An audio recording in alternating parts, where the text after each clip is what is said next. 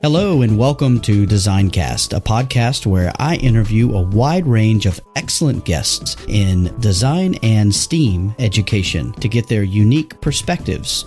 My name is Jason Reagan, and I use my 20 plus years of experience as a design educator to dig deep into complex issues. This podcast has one simple mission: to create a community of people around the world that are interested in design and STEAM education. Each episode, I chat with guests from all corners of the design world, from classroom teachers to authors and even to educational consultants. We discuss a wide range of topics that we feel are relevant today. I do want to ask you that if you're enjoying this podcast, please leave a review, rate, subscribe, share, or download from your favorite podcasting app. This helps the podcast get discovered by listeners that might not find it otherwise. Also, it helps me to continually define the direction of future guests and episodes. Feel free to drop by my website, www.jasonreagan.ga, to leave me a comment or to sign up to be considered as a future guest on future episodes. Also, don't forget to stop by Anchor and leave me a voice clip that could even end up in an upcoming show. Thanks for listening, so let's get to it.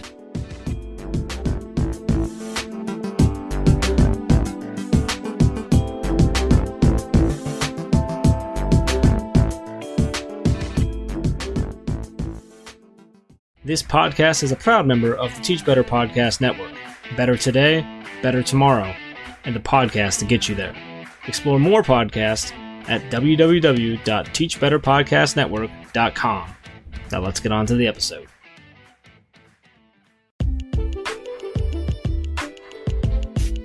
On this episode of Designcast, I had the pleasure of speaking to Mr. David Lee. David is a technology and innovation specialist at Singapore American School. He shares all about his journey into teaching and how design thinking had and still has a major part to play in both his personal and professional life. He introduces the idea of learning narratives to me, and I'm very excited to try it out. I'm sure that you will enjoy listening to our conversation. Don't forget to check out the Goodreads list for this podcast to find out more about the books that the guests from the show are recommending. Now sit back, relax, and enjoy this discussion with David Lee. Welcome back to another episode of Designcast, and today I'm just so excited to have David Lee with me. David, how are you today? I'm doing great. How are you? I'm doing great, man. Thank you so much for accepting my invitation to chat. And so, David, if you don't mind, can you tell everyone a little bit about how you became involved in education? Growing up, I just kind of knew that there were a couple occupations that I wanted to do.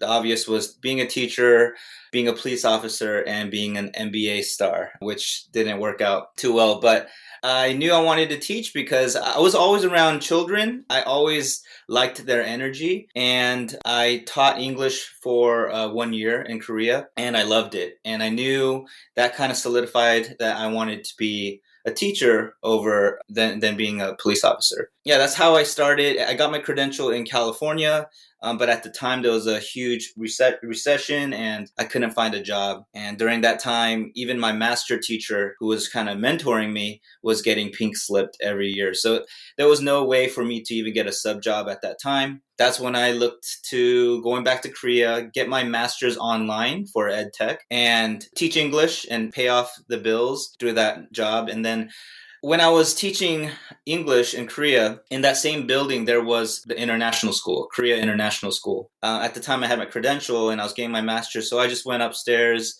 to their level and asked for a job. And they said I didn't have any experience, so they couldn't hire me, but I could start as an intern, as a computer teacher. And that's kind of how I started. They saw that I was doing this ed tech master's program. They're like, oh, this guy must be really techie, which that was not true at all. Like I had no tech skills. I was learning a lot in that master's program, like learning about making a website with Wix and stuff like that. But yeah, I wasn't confident in technology. And so that's kind of how I started. And I became a computer teacher and then an ed tech specialist, a STEM coordinator, design teacher. And right now I'm a tech and innovation specialist at Singapore American School. I didn't realize that you'd had such an interesting journey at the same institution. So that was pretty neat to hear that. And so, because I mentioned to you earlier, I've had Mike Bycraft on here, and he talks about you being one of the big catalysts for the program that's become so big there at KIS. And so that's just awesome that you kind of worked your way up through the ranks and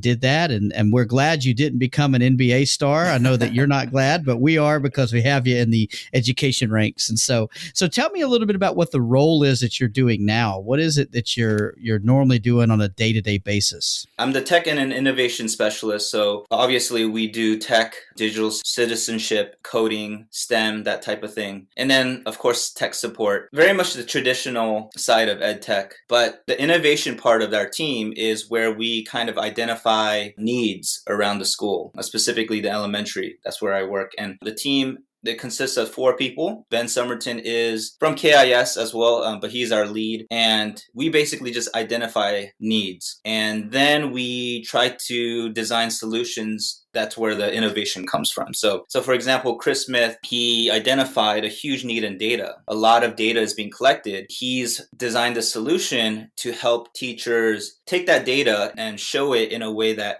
teachers can understand and then quickly use it into their classroom. And that's all him, right? And so I think we have a talent for that. For me, I came in and I identified that STEM education is something we could work on and improve. And so I've been working with science teams and trying to integrate engineering and technology and mechanical engineering, that kind of thing. And also design thinking. I felt like there was a huge focus on these student outcomes, specifically like competencies like creativity, collaboration. And I felt like design thinking was that toolkit to help students develop those skills. Very cool, man. And so you actually helped me out a lot, because I was going to wonder how I was going to segue into asking you about design thinking, because anyone who follows you on any of the major social media channels will know that design thinking is your thing. And so I want to hear more about sort of how that came about, why that became such a passion of yours, and what you're sort of doing with it. I know you mentioned a little bit what you're doing at school now with it, but what's your kind of vision with where you want to go with it? Like going back to my beginnings, like I wasn't too confident in my abilities. I didn't do well in school. I just felt like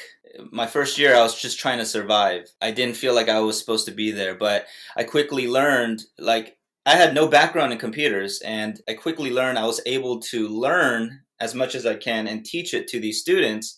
And that gave me a little bit of confidence. And so the whole idea of growth mindset, the whole idea of creative thinking, that started way in the beginning of my career. I quickly realized that those are the things that were helping me to be successful as a computer teacher, because really I wasn't supposed to be a computer teacher. I had no background in that, and I wasn't a techie person. Like if you ask my family, at that time, they would have laughed because I couldn't do anything with tech. And so when I first heard about design thinking, it kind of just blew me away, because this is exactly what I felt like helped me be somewhat successful in what I did as a teacher. And so, but then they scaffolded it so well. And also they added the empathy part, which blew me away. The final thing that just kind of made me really want to study it and actually practice it and live it was that it's applicable to not just product development. So I think a lot of people, when they hear design thinking, they all automatically think of a product, a physical product that can be sold like a vacuum. But for me, I because I've been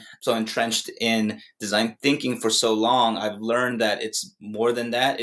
You can apply it in any type of situation. Educators or leaders are constantly talking about creativity, problem solving, collaboration, all of these things, and design thinking packaged it perfectly for people to use in any context. IDEO, the design firm, has kind of shown me that, where They started with products, physical products, like building chairs and things like that for students, but ended up in just, in general, designing solutions that improve any real world experience. So an example would be the LA voting system, or the experience of cafeteria experience. Like, it really, you can apply design thinking into any situation as long as you do a lot of empathy work and try to understand the people you're designing for, igniting that creative side of you that, for me, was dormant until I started my career. I didn't know that I was creative. Yeah, I did not know I was creative until I was given a task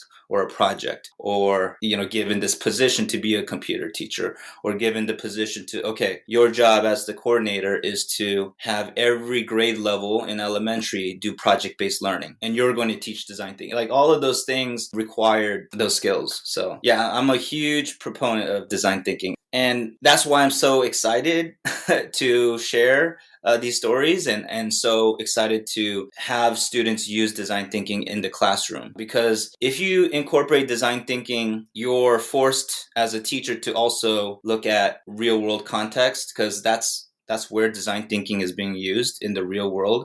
So you can't really do superficial. I mean, I guess you can, but it won't be as powerful. And so it forces teachers to think about using project-based learning, create that real world context, create a real audience, have students really empathize with other people. I think that's really powerful. One project that always comes to mind that is the opposite of the product side of things would be just any conflict unit. And so in our school in 4th grade, they have a conflict unit, and design thinking is perfect because it scaffolds the conflict resolution process, where you're empathizing with the other party, even though you have a conflict, but your goal is to have all parties meet their needs, your needs and their needs.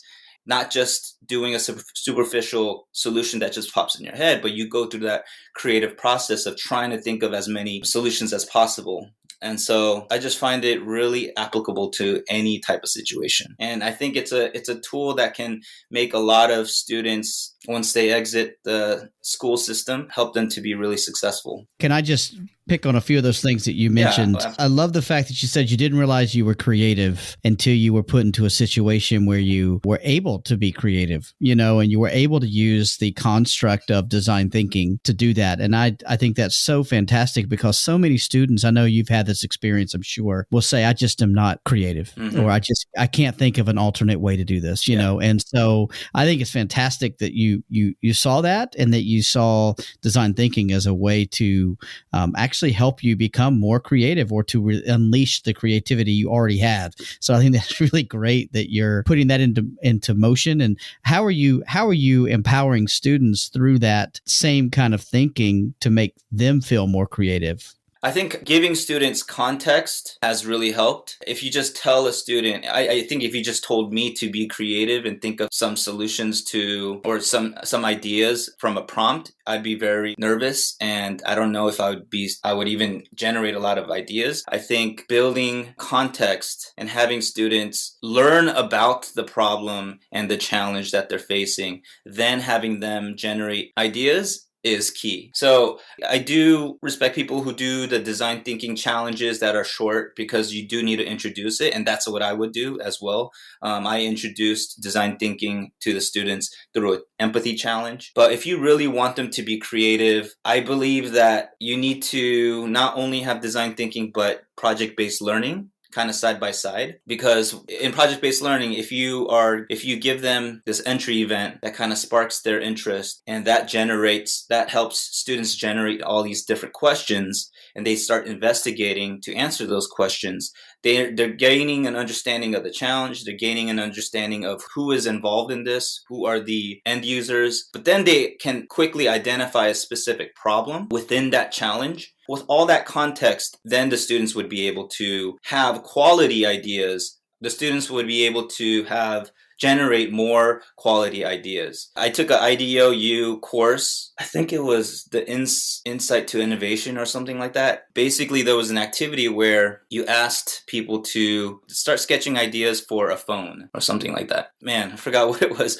Okay. So I think it was, basically, the first sketch was, can you draw a rainbow and draw a scene of a rainbow? Everyone would have generic ideas. The second time we sketched, they asked us to sketch the first time you saw a rainbow. Then everybody was able to sketch different type of things and had more details because of the context that was given. And I think that's very important, that you need to have some type of context and not just ask students to be creative.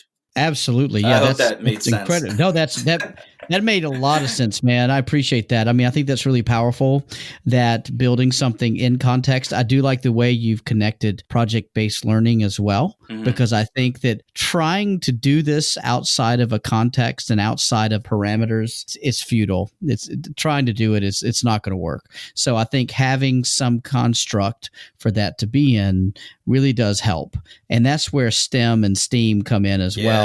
You throw in all these different disciplines. And I love the IDEO philosophy of let's have as many voices from as many different backgrounds in the room working on the same thing, right? Absolutely. And so I think that's great. And you've hit on that. I think that idea of, let's sketch a rainbow and then sketch the first time you ever saw a rainbow, just by changing the way you frame the question.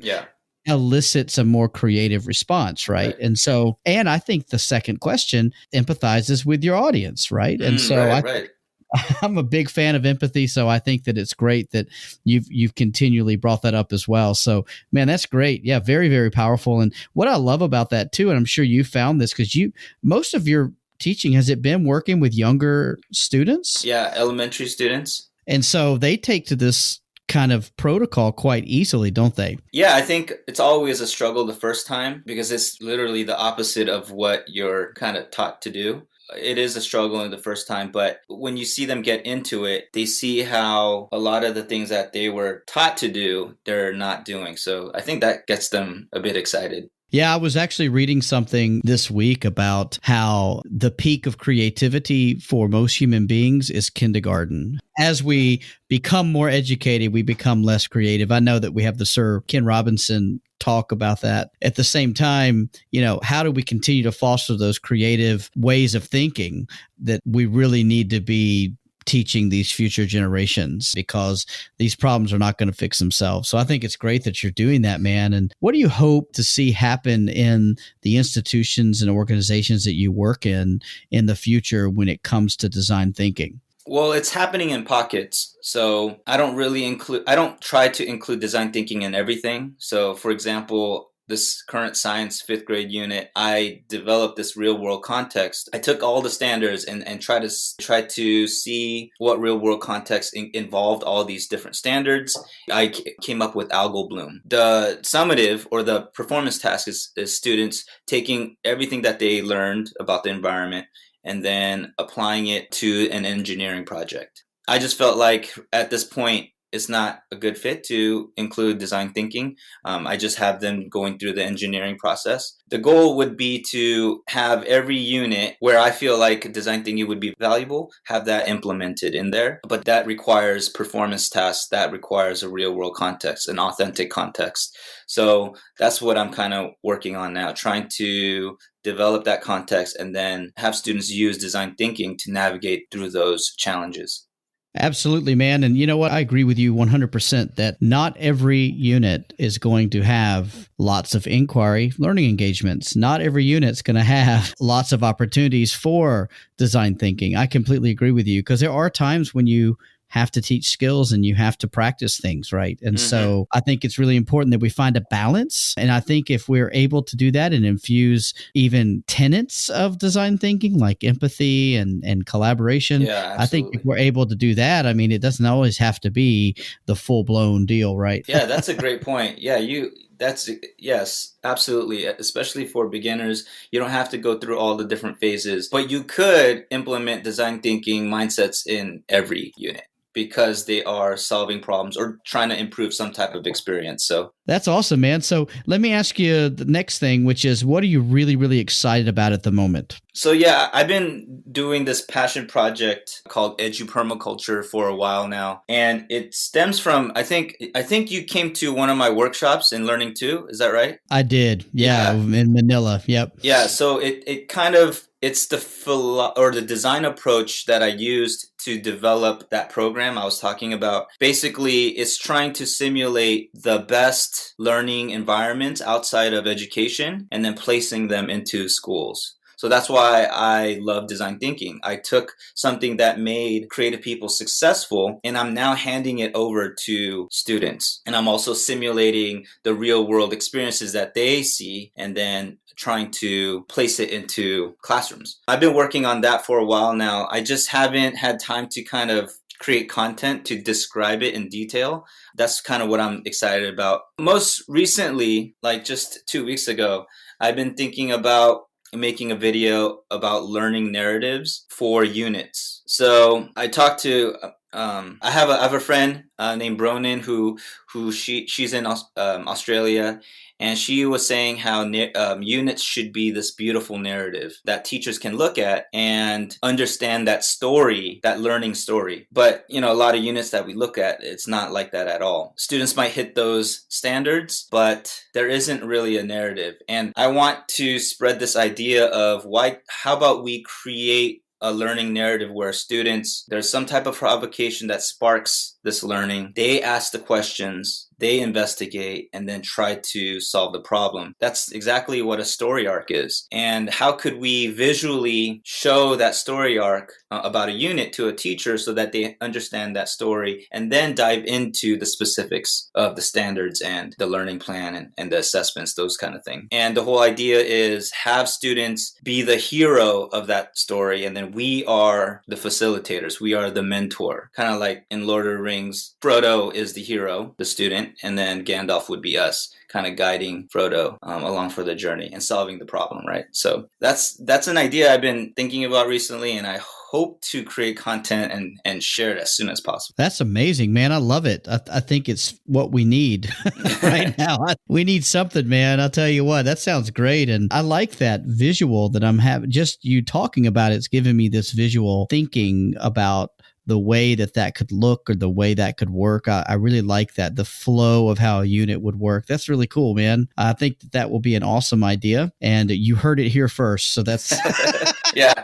That's great, man. So, David, I always ask people a couple of questions here at the end. I want to ask you, what book would you recommend everyone stop right now and read? I would say Show Your Work was a huge influence in what I do. It just basically tells you to share what you're doing. By sharing what you do, there are so many benefits. It helps a lot of people. You might think it doesn't help anybody, but it will help someone, and also help you to reflect. That whole learning narrative that I just talked about, that came from writing a script for an upcoming video. And I was just thinking, like, why don't we communicate these units in more of a narrative and have students be the hero? And that came from reflection of my own work. Yeah, so I definitely recommend reading that one, Show Your Work. That sounds great, man. And you actually brought me to the next question, which was all about your YouTube channel, because if I'm not mistaken, you were celebrating like 1 million views on a video this week. Yeah.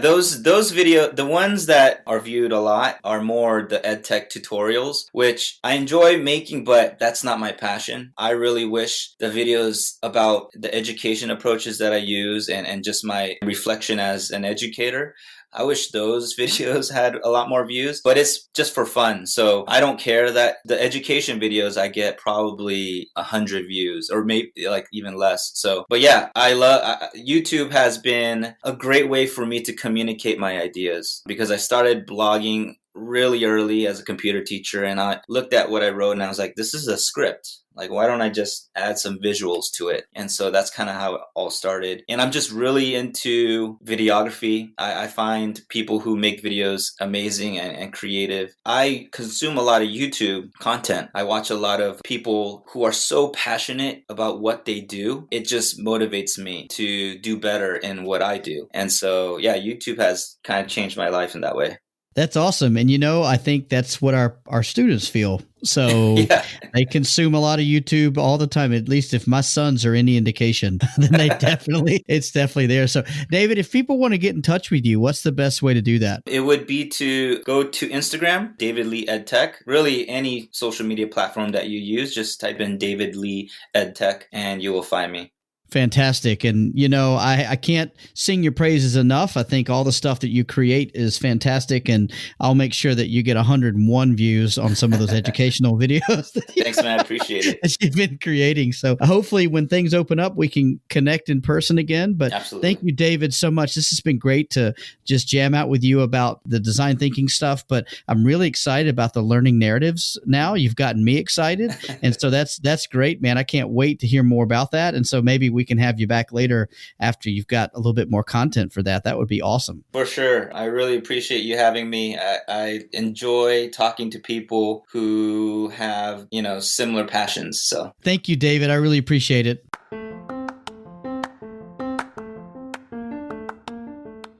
I hope you enjoyed that episode of DesignCast. I'm Jason, your host, and I produced and created this podcast. If you have any input, I would love to hear from you, and I look forward to seeing you again really soon.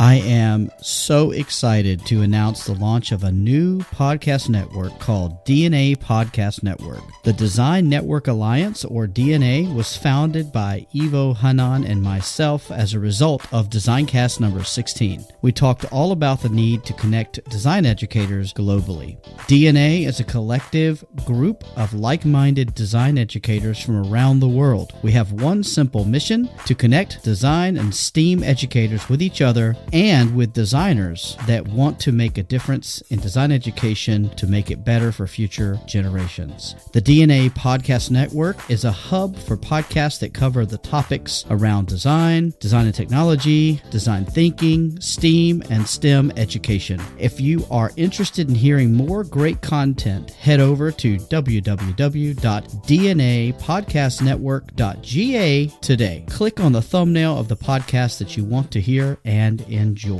If you have any other podcasts that you enjoy that cover similar topics, please feel free to get in touch with me and let me know so that I can look at adding them to the network. Finally, spread the word. Share with your network and your PLN and use the hashtag DNA Podcast Network.